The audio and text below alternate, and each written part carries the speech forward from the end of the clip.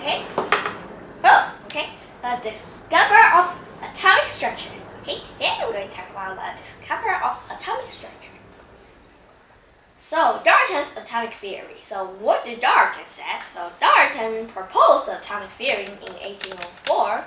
He said that each element is composed of extremely small particles called atoms. Okay, so at that time, we didn't know the atoms can further divide or subdivide. Okay, the first cathode ray tube is made by Gessler. So it's the phototype, the first one. Okay, so what he did, he used a mercury pump to create a vacuum tube. Then, what did he do? So almost all the air is being removed, but there's some air, okay? And it's contains a piece of metal at the two ends, and there's negative charge and positive charge. So negative charge cathode and positive charge anode is at the end. So the two plate is called the electrode. And when high voltage of electricity current applied, the cathode ray travels from the cathode to the anode. So cathode ray, okay, and atmosphere. So when it's 10 to the power of -2 to 1 atmosphere, nothing happened. But when from 10 to the power of -6 to 10 to the power of -2, it's the Gessler tube. It's something happened. It's just a ray. Well, we can see right here, just like that. But when it's under 10 to the power of -6, it's called Crookes tube. So the rays disappear and shine on the end. It's Crookes tube, like that. So you can see. So if you put anything on it, there's a shade. So it's travel in straight line. Okay. So and then he have another tube that he is the same, but he put a metal wheel and a paddle wheel on it, and then the paddle wheel will rotate. So he believed there's some particles that have a mass to push the metal wheel, and they might have a mass. Okay. So and other people use the Crookes tube, and some people like invent the X-ray like the roll engine. Okay. So J.J. Thomson further research. So J.J. Thomson, okay. So he applied electric field and magnetic field. He found something. Wait a second, okay. He found something extremely worse, okay. So he found something that it bent to the positive charge. So it's negative charge. So attracted by the positive charge and just repelled by the negative charge. So it's a negative charge. So his hypothesis is like this. So the particle is negative charge, and he thinks the atom structure looks like that. It's like a plum pudding. So the plum is the electrons, and the pudding is a positive charge thing. So cancel all the electric field. Okay, but it's wrong. Okay. So another people named Millikan do not Mickey Mouse, okay? He do an experiment. He do strange things like this. First, he makes an oil drop right here, and it's a two plates, a positive charge and negative charge. And when it goes down, it shoots out extra rays to create static electricity. So negative charge. So because it's negative charge, so the positive charge will just attract it. So sometimes it gets slower and slower because it's being attracted, and sometimes it's going to go upward. Okay. So what we can see is not moving. The QE is equal to the mg. So what the G is a gravity. So the gravity is a force. So F is equal to ma, but the A is now G, the 9.8 per second squared. Okay. So F is equal to mg is equal to QE. So he knows the G, he knows the M, he knows the E, but he didn't know the Q. So why he knows the E? Because he can control the electric field. Okay. So then he found the Q.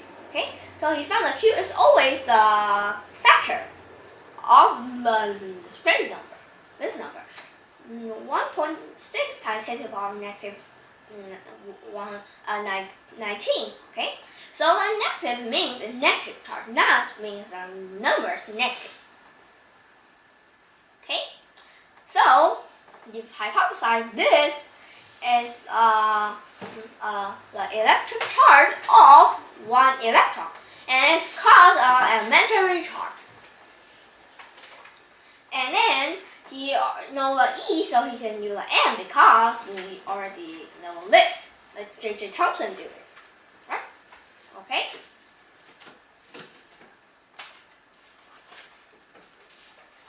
Okay. Wait. Okay. So a goal for experiment. So another goal for experiment. So remember, J.J. Thomson thinks it's a plum pudding. It's yummy. Okay. And another people named Rutherford do an experiment.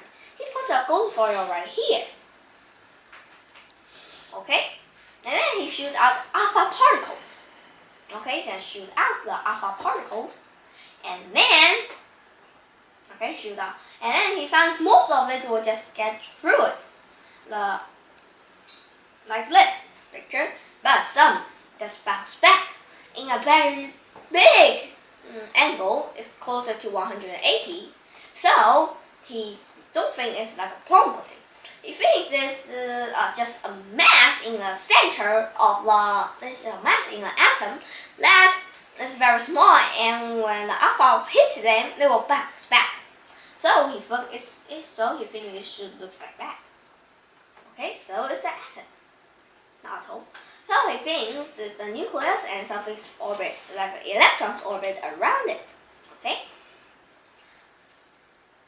Okay? So we know that there's a nucleus. And okay, so Rutherford did another experiment in 1919. Okay? So what he do? He bumped helium nucleus against nitrogen nucleus. He got an oxygen nucleus, but he got a proton. He found a proton is the same thing as a hydrogen nucleus. So he thinks that a proton is a hydrogen nucleus, so a proton's nucleus, but actually it's wrong. Because he found that the proton is different from other gas nucleus. So he thinks there's other particles in the nucleus. The mass is different. Okay? So his student Chadwick in 1932, he bombed the beryllium against Be or beryllium. Okay? Helium against beryllium. So he got a neutron. So he knows the neutron is the other particles in the proton. No, in the nucleus. Okay? And then the free particles is founded. Okay? So the charge to mass ratio of a cation is so there's a S and the ions, okay, cations, and S is 1.072 times 10 to the power of 4 coulomb per gram. And what is the atomic mass of A? And one more of electron has 9 very big numbers, coulomb. Okay, so since one more of the atom electrons is this number, but now one more has 3, so it's equal to 3 moles of 1 mole of that. Okay, so we just times 1 more times 3. Okay, over A is the mass. So then it's equal to this. Then we found that A is very close to 27. So it's aluminum. So A is equal to AM. Okay, so that's an oil drop experiment. People do it. Okay, again, and he has some data. The first data is 9.6 times 10 to the power of negative 10. Next is 14.4 times 10 to the power of negative 10, and next is 28.8 times 10 to the power of negative 10, and the last one is 38.4 times 10 to the power of negative 10. So we found a common factor. You can see this chart, and we find S equal to 4.8 times 10 to the power of negative 10 is the common factor. So what about 4.8 43.2 times 10 to the power negative 10. So 43.2 is equal to 4.8 times 9. So it's 9 electrons. Okay. So there's a cation, it's an A and positive again. Okay. So there's 46 electrons. So they lose 3 electrons. So they have 49 electrons. So and then his mass number is 115. What is the atomic number? So what is the how many protons, how many neutrons? So there's 49 protons. Why? Because the proton neutron is the same number. So yes. So another because that, and we know there's 49 neutrons. So 115 minus the 49 is equal to 66 neutrons. Last. So there's a phase, okay, the isotope of Br. So Br97 and Br81. So so there's 45% of Br97 and 55% of Br81. So 79 times the 0.45 is plus the 81 times the 0.55. Okay, so it's equal to 18.1. So it's the average atomic mass.